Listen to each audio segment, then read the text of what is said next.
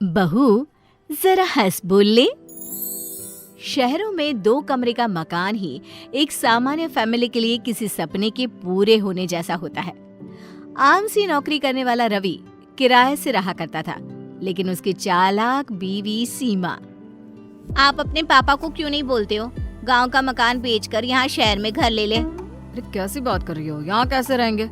वहाँ बड़ा खुला इलाका, यहाँ छोटा सा 2 कमरे का मकान, वो भी ना जमीन में ना आसमान में। पता है, माँ पापा को टहलने का भी शौक है।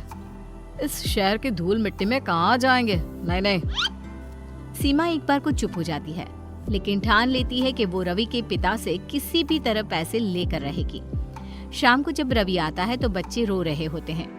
अरे क्या हो गया इन दोनों को? रो क्यों रहे हैं? दोनों अंदर जाओ, मैं पापा से बात कर रही हूँ। दोनों अंदर चले जाते हैं। अब बताओ क्या हुआ? क्यों मारा है बच्चों को? अरे मैं क्यों मारूंगी, पागल नहीं हूँ मैं। वो क्या है ना, सोसाइटी में नया रूल आया है, अब झूले और दूसरे पार्क और मैदान में सिर्फ उन लोगों के बच्चे ही खेल सकते हैं जिनके अपने मकान हैं। किराए पर रहने वाले लोगों के लिए कोई सुविधा नहीं मिलेगी, समझे? उफ, ये क्या, अब क्या करे रवि? छोटी सी सैलरी में घर कैसे खरीदे? बच्चों की ओर देखता है तो सोचता है कि वो क्या दे रहा है अपने बच्चों को। लग रहा है पापा माँ से बात करनी ही होगी, लेकिन फिर वो लोग यहाँ आकर रहेंगे तो मैनेज कर लोगी? अरे मैनेज क्या करना है, क्यों नहीं, बिल्कुल।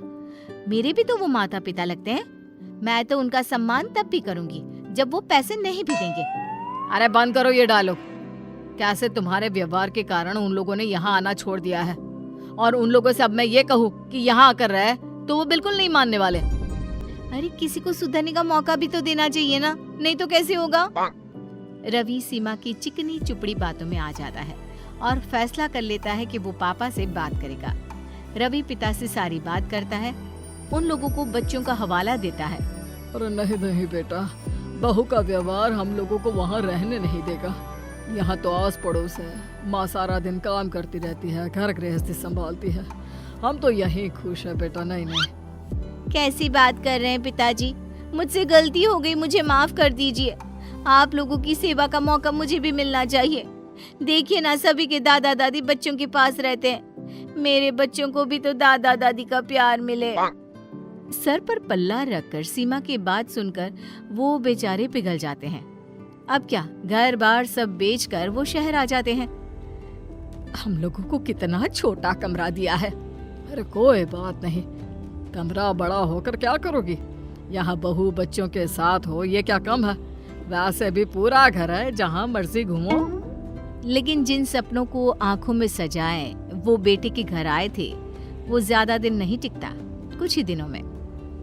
भूख लग गई, रात के खाने के लिए बहू ने बुलाया भी नहीं। अरे जाकर बाहर देख लो, हो सकता है बहू को किचन में कोई काम हो, मदद कर दो उसकी। सास कमरे से बाहर आती है तो सामने खाना रखा होता है और बेटा बहू का कमरा बंद। ये खाना किसका लगा है? लगता है बहू रख कर भूल गई होगी। सास बहू के कमरे का दरवाजा खटखटाती है जो अंदर से बंद होता है। हाँ माँ जी, क्या हो गया? क्यों रात के वक्त में मेरे कमरे का दरवाजा पटक रही हैं? बहू, वो रात का खाना सब साथ खाते हैं, लेकिन आज ना ही तूने हम लोगों को बाहर बुलाया ना ही खुद खाया। और ये 2 थाली में खाना किसका लगा रखा है? आपका और पिताजी का। और किसका? हम लोग तो खाकर सो भी रहे हैं, आप लोगों का खाना लगा दिया था। अरे लेकिन खाना लगाकर बता भी तो देती। क्यों माँ जी, देख लिया ना, खा लीजिए अब। सास को लगता है जैसे जानवरों को खाना दिया जाता है, बहू वैसे ही हमें खाना दे रही है, लेकिन वो कुछ नहीं बोलती। कहती भी तो क्या कहती? क्या हो गया, क्या सोच रही हो? खाना गरम कर कर खा लेते हैं। तो सास को खाना होता तो बार बार बहू का मुंह देखती। फिर एक दिन ससुर टीवी वाले कमरे में बैठकर टीवी देख रहे होते हैं कि ये क्या है पापा जी, आप अपने कमरे में क्यों नहीं रहते हैं? यहाँ लोगों का आना जाना लगा रहता है। जब आप लोग साथ हैं तो लोगों ने आना जाना भी बंद कर दिया है कि सास ससुर बैठे रहते हैं सारा दिन। बहू, मेरी भी कुछ सहेलियां बनवा दे, सारा दिन घर में बैठे बैठे बोर हो जाती हूँ।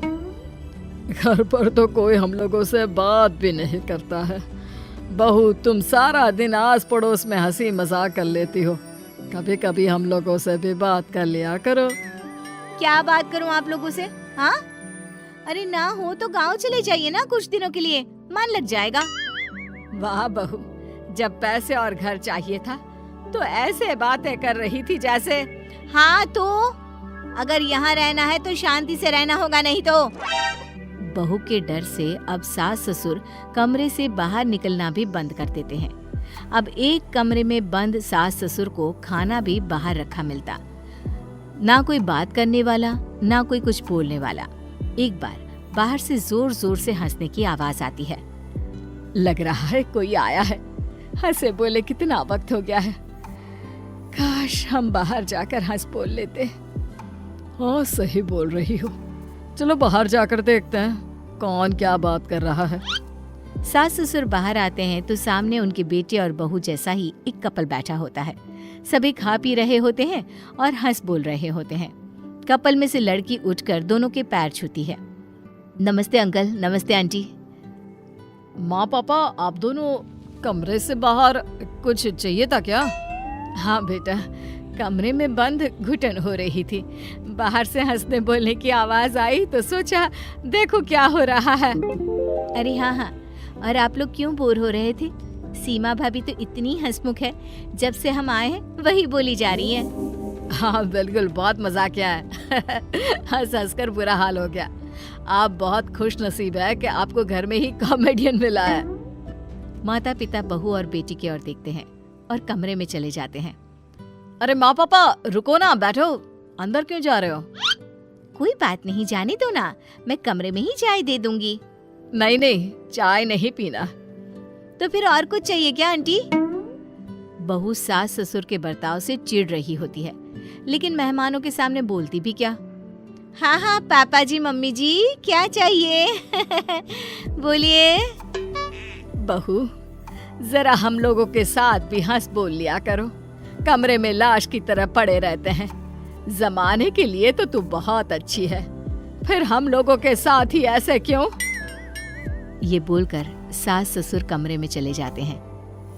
भाभी, वैसे ये ठीक नहीं है, जो माता पिता को घर में लाश की तरह रखे और बाहर वालों के सामने अच्छा बने। खैर, आप लोगों के घर का मामला है, चलते हैं हम। सभी वहां से चले जाते हैं, लेकिन बेटा और बहू समझ चुके होते हैं कि अब उन्हें माता पिता के साथ कैसा व्यवहार करना है।